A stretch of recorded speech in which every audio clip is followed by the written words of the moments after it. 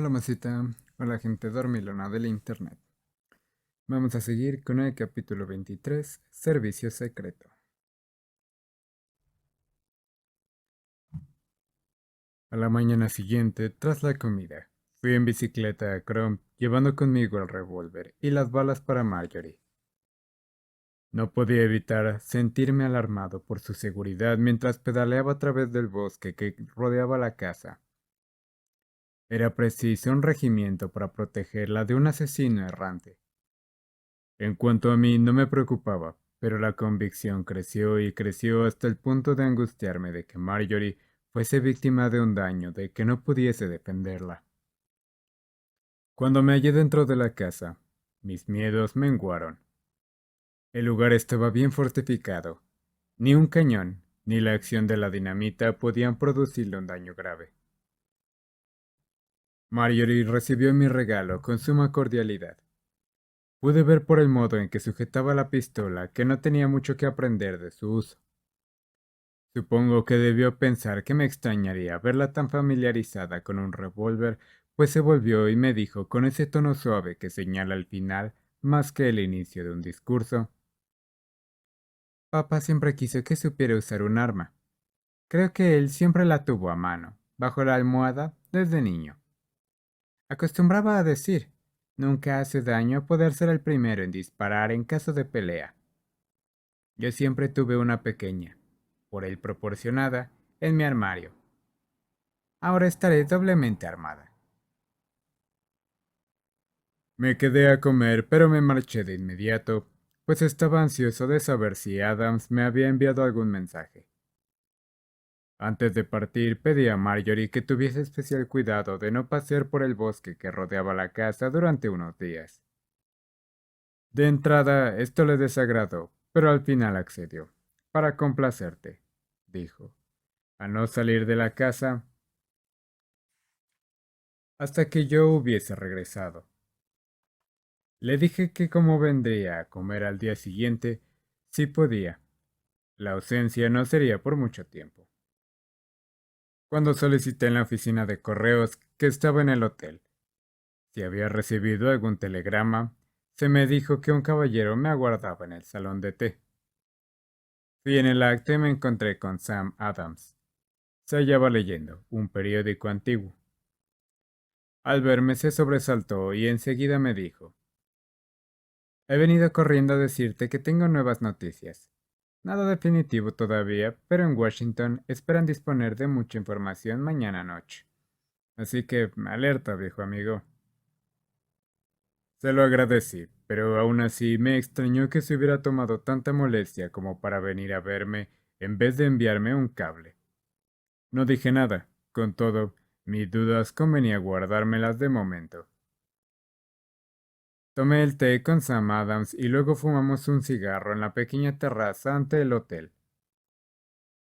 Había algunos pescadores y trabajadores habitualmente sentados o apoyados contra el muro que cierra el camino, y también tres hombres que paseaban, evidentemente viajeros que aguardaban les sirvieran el té. Cuando salimos pasando por su lado, el pequeño grupo penetró en la sala de té. Los tres eran individuos de aspecto despierto y me extrañó se hallasen en Croden y no llevaran bolsas de golf. Sam no estuvo mucho tiempo. Tomó el tren de las 6:10 hacia Aberdeen. No puedo decir que pasase una noche tranquila. Mientras estuve despierto imaginé los peligros que corría Marjorie y cuando caí dormido soñé con ellos. Me desperté temprano y fui a Chrome en bicicleta, pedaleando con fuerza para llegar a la hora de comer. Como llegué antes de tiempo, Marjorie me llevó a la casa. Todo presentaba interés, pues hablaba de la vida y sus necesidades en los últimos tiempos de la reina Isabel, en un lugar del país en donde tenían lugar guerras y disputas. El castillo estaba preparado para sufrir asedios. Incluso tenía reservas de agua. Había un pozo de inmensa profundidad en una torre del ángulo del castillo, a la que denominaban la reserva. De ordinario no se había de recurrir a ella, pues había abundancia de agua. En la torre había cadenas y esposas, y algunos útiles de tortura, todo ello oxidado por los siglos transcurridos. Esperamos que no hubiesen sido usados.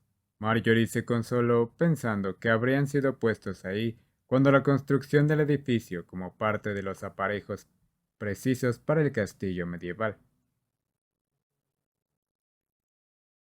Una estancia, la librería, era de gran interés. No había sido construida para esa intención, pues no había suficiente luz, pero había sido adaptada para esa función no mucho después de la construcción del edificio. El enmaderamiento de roble labrado era de principios del siglo XVII. No tuve tiempo de inspeccionar los libros y no había catálogo, pero los pocos que hojé me hicieron pensar que quien había establecido esa librería era un entusiasta erudito. Durante la inspección del castillo, Marjorie me mostró las partes tapiadas y las habitaciones selladas. Que tal cosa sucediera en una casa en que ella vivía provocaba una infinita curiosidad. Había 12 veces más habitaciones que las necesarias, pero también algo oculto y prohibido. Siendo mujer, era para ella a la vez como un árbol del conocimiento y la cámara de barba azul. Le producía tanta curiosidad que le pregunté si no podía solicitar permiso al agente inmobiliario para penetrar en esas estancias secretas. Ella me contestó que ya lo había hecho al día siguiente a su llegada y le respondieron que no podía hacer sin el consentimiento del propietario. Y como éste era esperado en Escocia, en poco tiempo se le comunicaría la demanda y se le haría saber a Marjorie la contestación enseguida. Mientras charlábamos de eso, Mientras charlábamos de eso, llegó del agente inmobiliario un telegrama para Mistress Jack, que le comunicaba a ésta que el propietario estaba en la ciudad y que accedía cordialmente a la demanda, además de pedirle permiso para visitar la casa un día cercano, ya que hacía años que no la había visitado.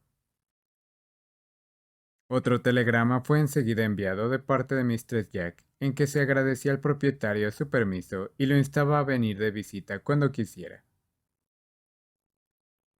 Como estaba ansioso de tener noticias de Adams, me despedí y partí en bicicleta. Le rogué a Marjorie de nuevo que no saliera sola del castillo, y ella accedió, aunque solo para complacerte, dijo.